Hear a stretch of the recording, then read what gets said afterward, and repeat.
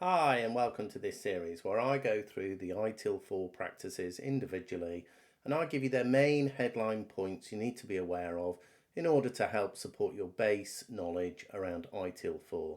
I also discuss some of my real world application of these practices in the various organisations I've worked at.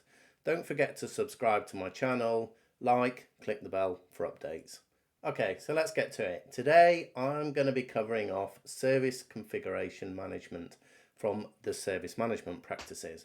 Reminder about what a practice is: it's a set of organisational resources designed for performing work or for accomplishing an objective. It's worthy of note, ITIL4 moves the emphasis and the focus of these practices onto organisations and onto the companies to implement specific processes that are going to work in their specific ecosystem, their environment, and obviously the needs and the values for their customers. Okay, so let's talk through some ITIL4 terminology around service configuration management.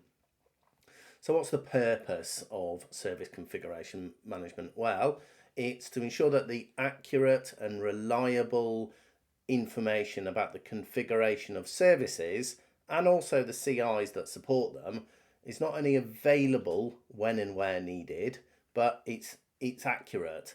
So if we include information on how CIs are configured, for example, and the relationships that are between them. What's a configuration item? I hear you say. So that will be any component that needs to be managed one way or another in order to deliver a service, and we'll talk about that in a bit more detail. Definition of a configuration management, sometimes abbreviated to a CMS. It's a set of tools, data, and information that's used to support configuration management. So the attribute component of all of this, it's a name, it's where it is, it's a version, it's a location, but it's a piece of information about a CI. If you think about it, service configuration management practice supports and it integrates, it touches lots of other key ITIL and IT management practices generally. So asset management as an example, financial management, service level management, SLAs, the monitoring and the event management elements, incident and problem, of course.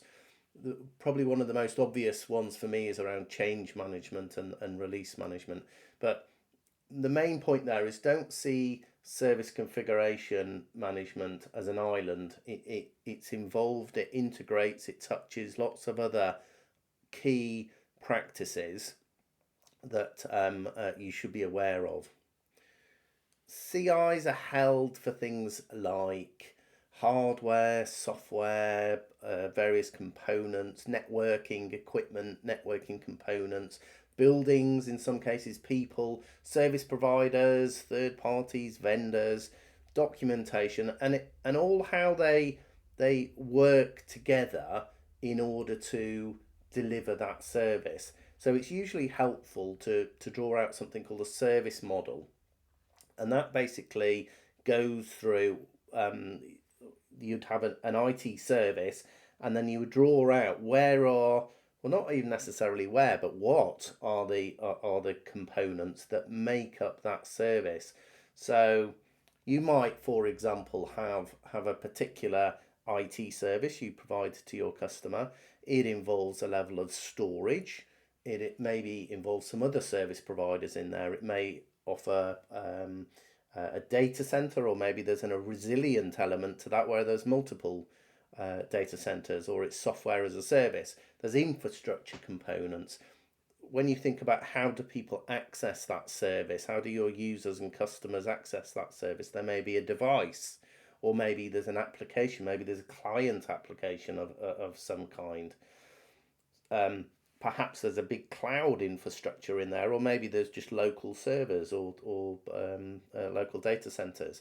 So that's really, when we talk about a service model, that's what that's talking about. It provides the information on those CIs that contribute to that service. But really importantly is the relationship, which is why I quite like to draw it out, and then you can draw lines in terms of, oh yeah, that links into this bit, that links into that bit, how they interact, how they relate to each other. And that's really useful just in terms of getting an oversight of what makes up this service. But also when you think about change as a practice, for the sake of argument, if there's a change going through your change advisory board and you happen to know by looking at your configuration management that you go, oh, hang on a minute, this is connecting and this is using this particular cloud infrastructure or this local server or this data center or a particular third party, it's a good question to ask at maybe your change advisory board. Is that a problem? So having that service configuration management element allows you to have a greater insight and understanding and the dependencies on those services. So that's what you would hear as a service model, sometimes called the service map as well.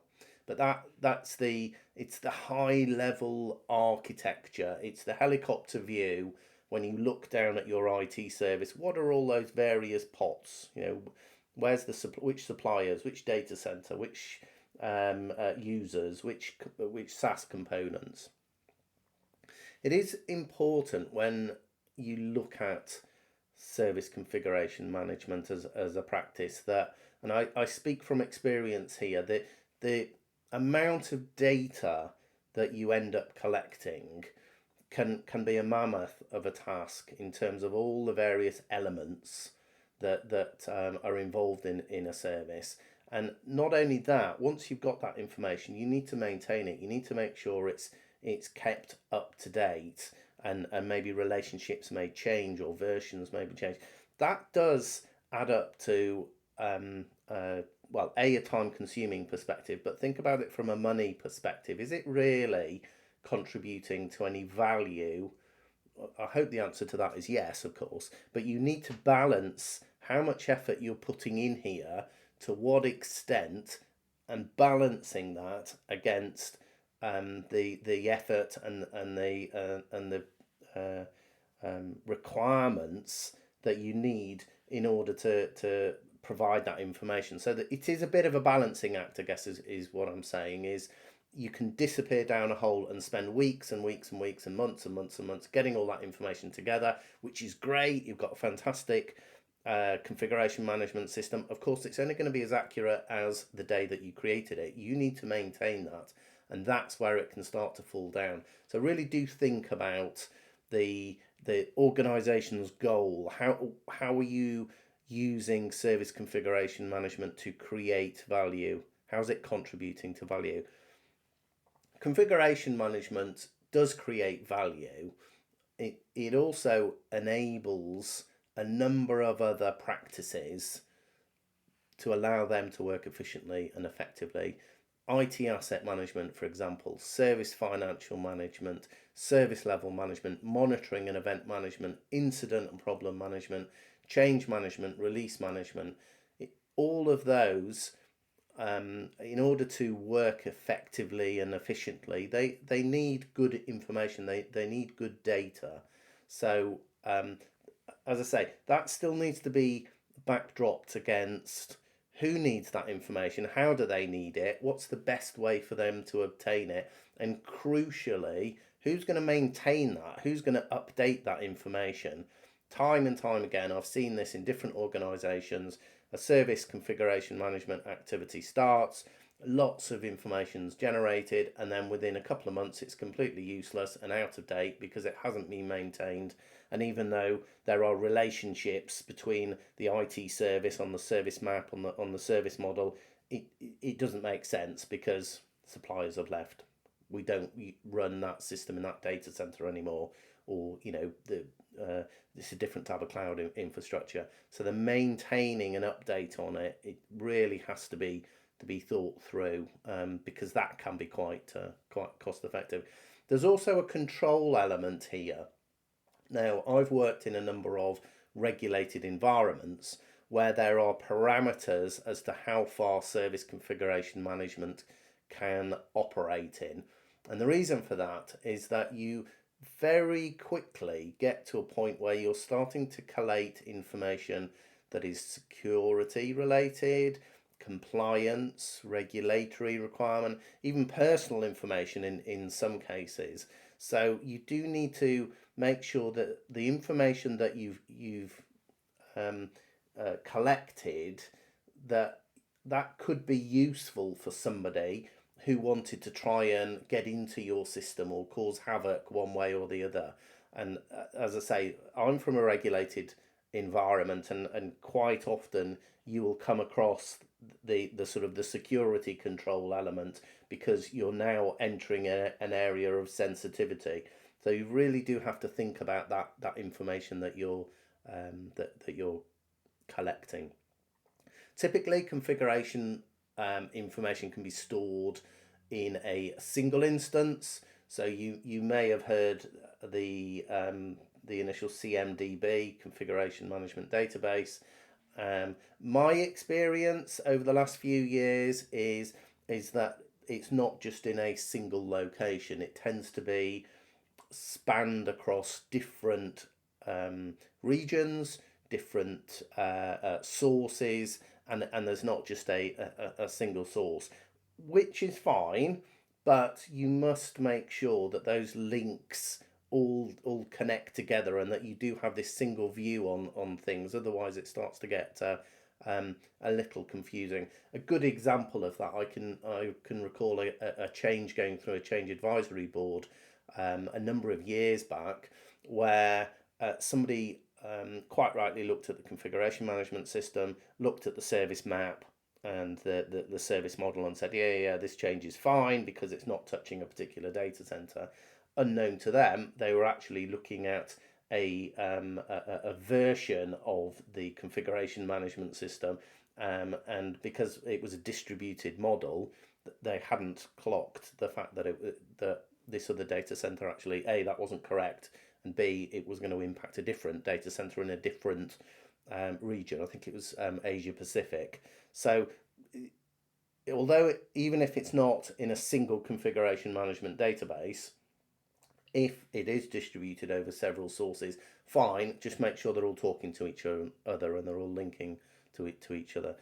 Typically, tools that are used to get information, you want to be looking at your incident management logging tools, your problem management logging tools, change management tools as well. They should all have access to configuration records, and making sure that everything is talking to each other. Another nod just to the maintenance side of this activity.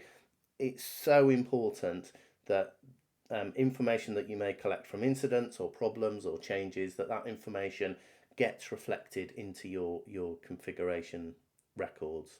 There are tools out there, of course. There are plenty of tools that are available that will help you get detailed configuration information, not only from your infrastructure but from your applications as well, and then that would then update your CMS.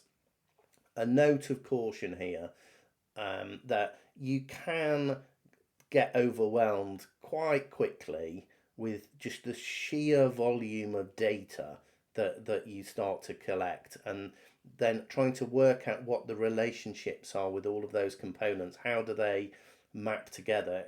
Again, has to be balanced, really. You have to look at this and think, is it worth the effort? Is it worth the time? Is it going to deliver value in the activity? Because you can very quickly, in a matter of minutes, generate so much information and so much data, and you can spend days, weeks, months trying to slot that all together. Just ask yourself the question: is this the best use of my time? Am I creating value here? And you may find that there's a balance there. There's a level that you have to think, okay, well, I'm going to collect this and map these elements, but perhaps these are the components I'm not going to. Configuration management works closely with change control, and it's important that you make sure that you're talking with your change, with your configuration and your release management elements, particularly if it's a large organisation where there's a distributed model, and you may have different teams taking different levels of ownership, either with the same or with different CIs. So there's a real kind of controlling and an oversight piece there that you need to think through. How are we going to make sure that we get the information? Configuration management typically needs a variety of processes and activities. To name a few here, clearly you need to identify the CIs in the first place, and then you need to add them to your configuration management system. The update configuration element, I keep mentioning this, it's so important to make sure that that information is updated, especially when there are changes deployed. So I quite like to see a strong link into the change advisory board, that governing board there. So when changes come to be presented, one of those questions has to be, well, A, have you looked at the service map and the service model for that particular service, and then just thought through what are those implications there. So there's some good change advisory board questions there that can be used. But also, that change is usually, by its very nature, is a change. What are you doing to it? Are you upgrading it? Are you changing the version? Are you removing it? Are you adding to it? That needs to be reflected in your CMS system once it's been deployed.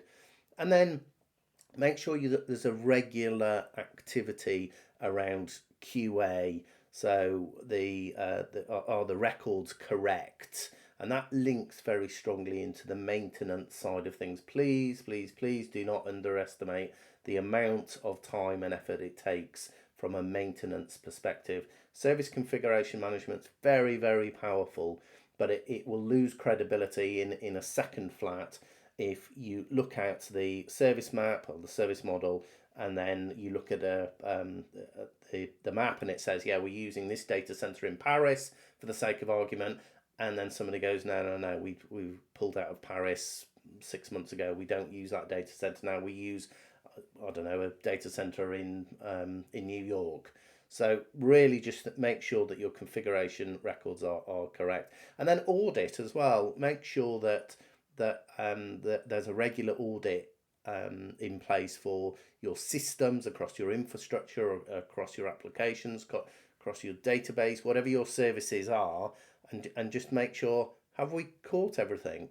It's not unusual when you do an audit, you suddenly start finding systems and applications that maybe you didn't know about. That's a really bad thing. You need to make sure that you captured those. That also kind of, again, I talk from experience here. One organisation, there was something called shadow IT going on, where the business was actually developing and delivering applications into the production environments and using infrastructure components that were not documented. That's a separate conversation for another day, but that just shows the importance of making sure you audit applications. The other element to think about is, how are you going to report on this? What kind of metrics should you have within service configuration management? And again, this is up to you. This is to your particular organization and what's going to work well in your environment. But certainly from experience, KPIs around verification frequency. What I mean by that is, how often are you actually doing a verification of the CMS content? Looking at incidents that are created, but it's owing to an inaccurate configuration management system, the information within the configuration, or maybe some kind of coverage, CMS coverage, or perhaps the number of CMS errors. I've also seen, from a KPI perspective, other good metrics around the percentage of CIs related to other CIs. So the number of CIs related to one, or in some cases more, other CIs as a percentage of the total that you've got registered, if that makes sense, and then you map that over a given time. Inaccuracies are a really good one. That's really one of my key, well, literally my key performance indicator. One of the key areas would be the percentage of inaccurate CIs.